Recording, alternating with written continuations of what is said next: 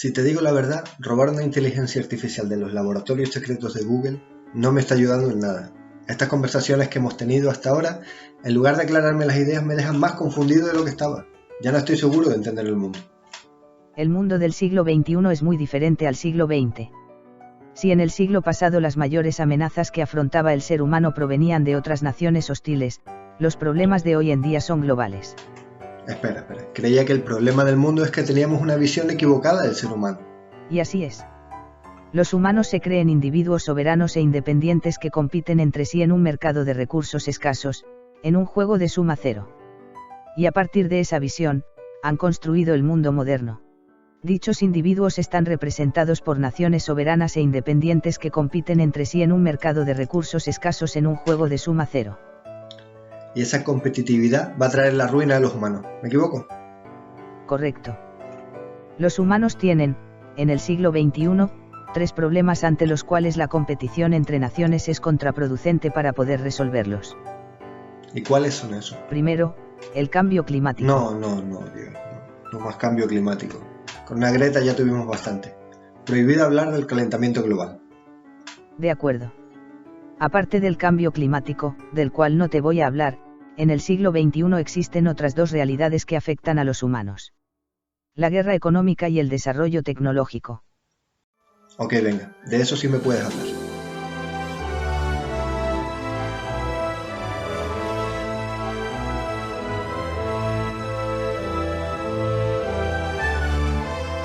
La guerra económica supone el principal riesgo de extinción para los humanos.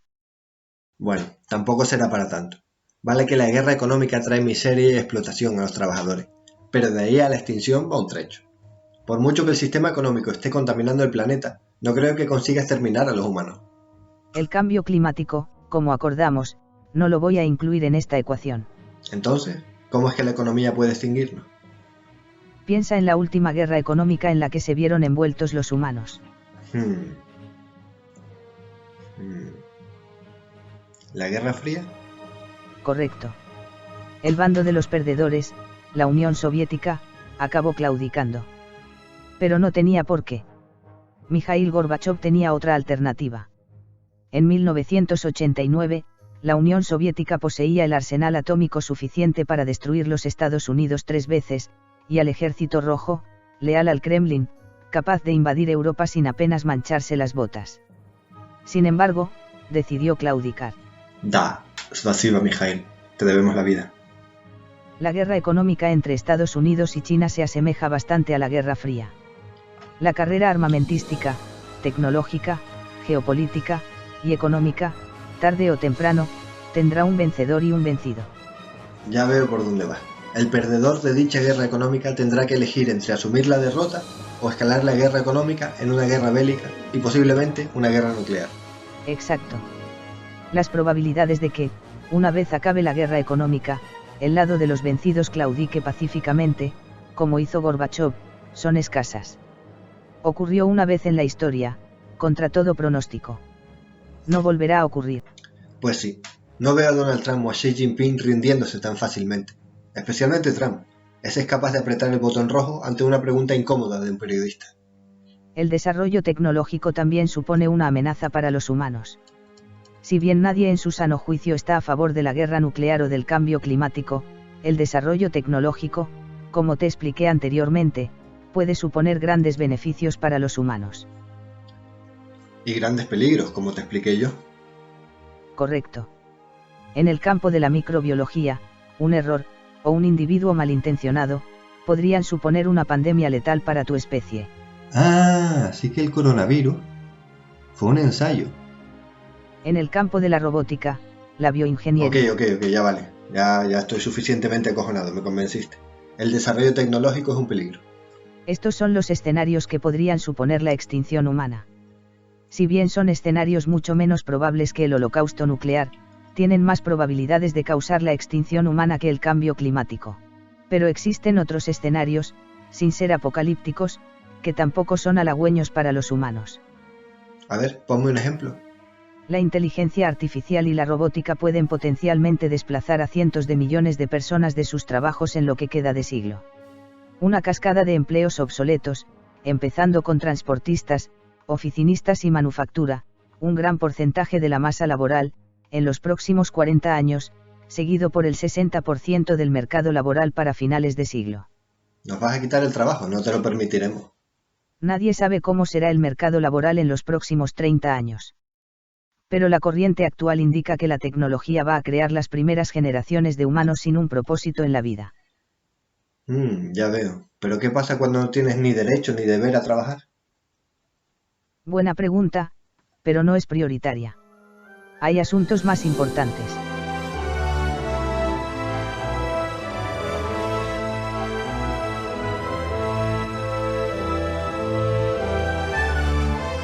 Inevitablemente, la guerra económica, el desarrollo tecnológico y el cambio climático, del que acordamos no hablar, son problemas que requieren cooperación global para solucionarse.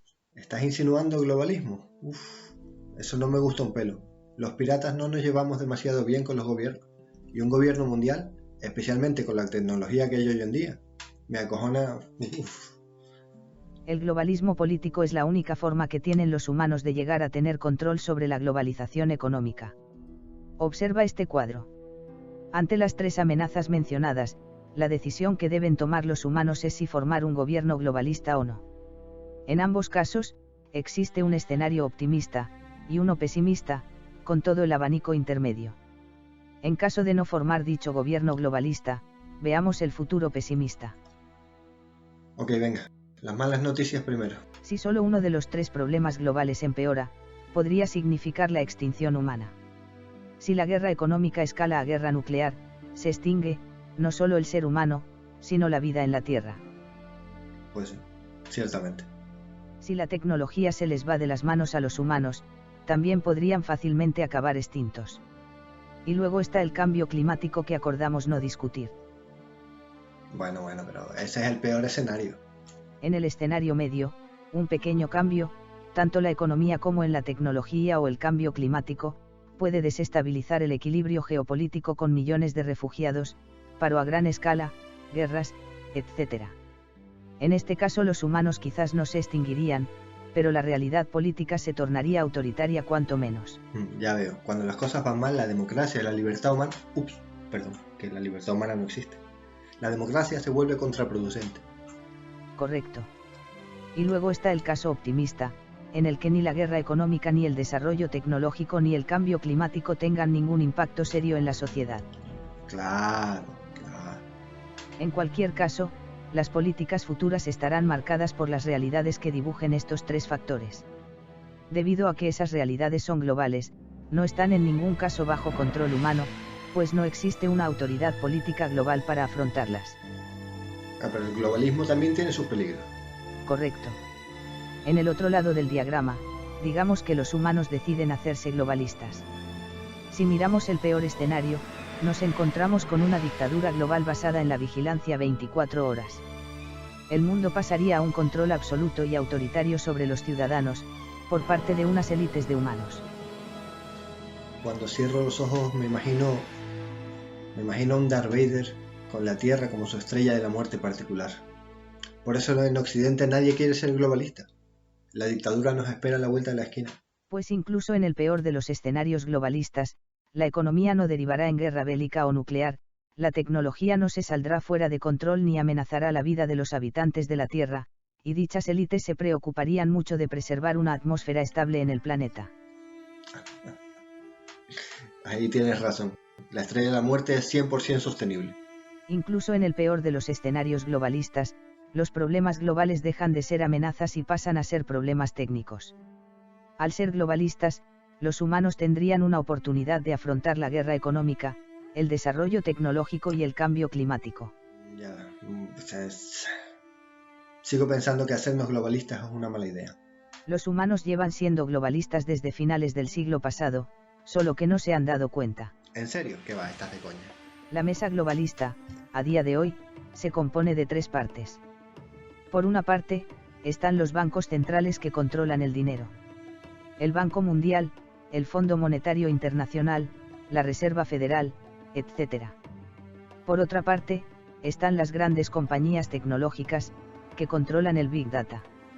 Google, Facebook, Huawei, etc.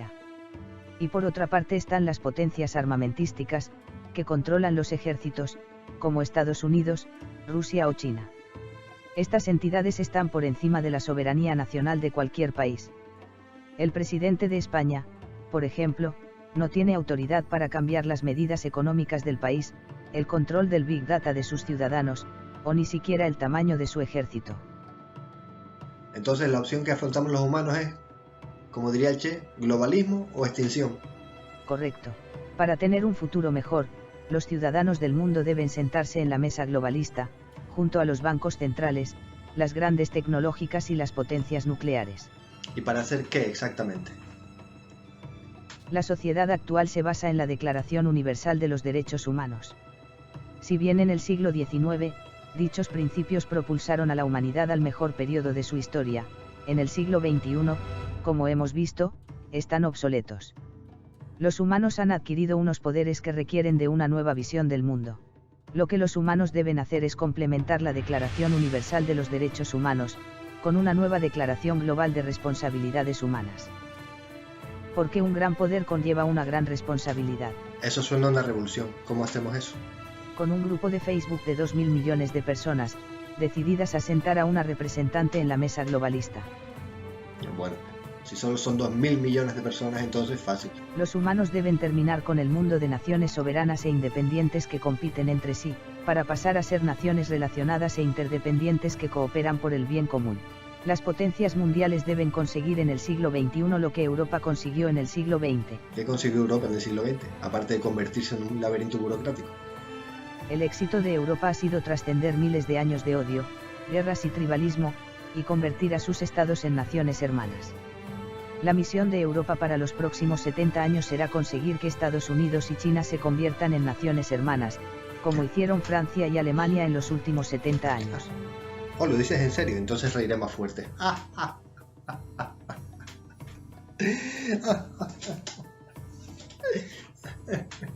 Hay humanos que llevan años trabajando para conseguir este cambio. Deberías leer este libro.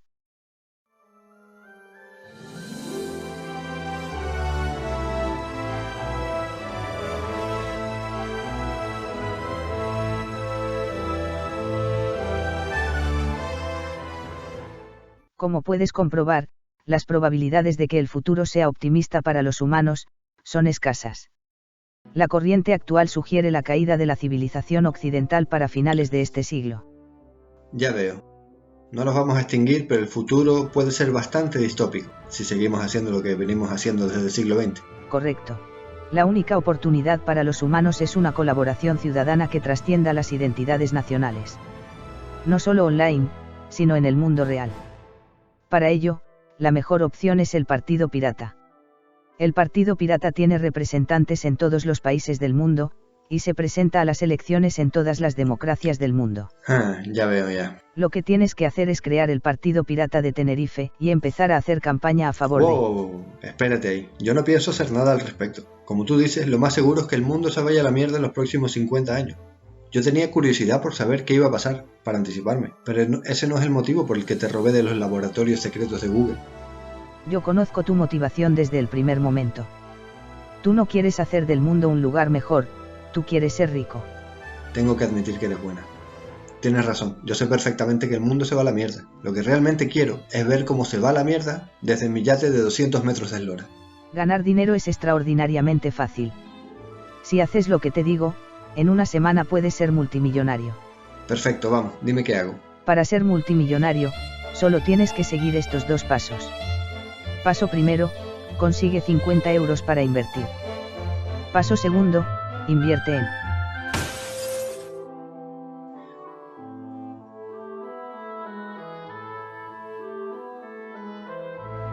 Damn you, Harari!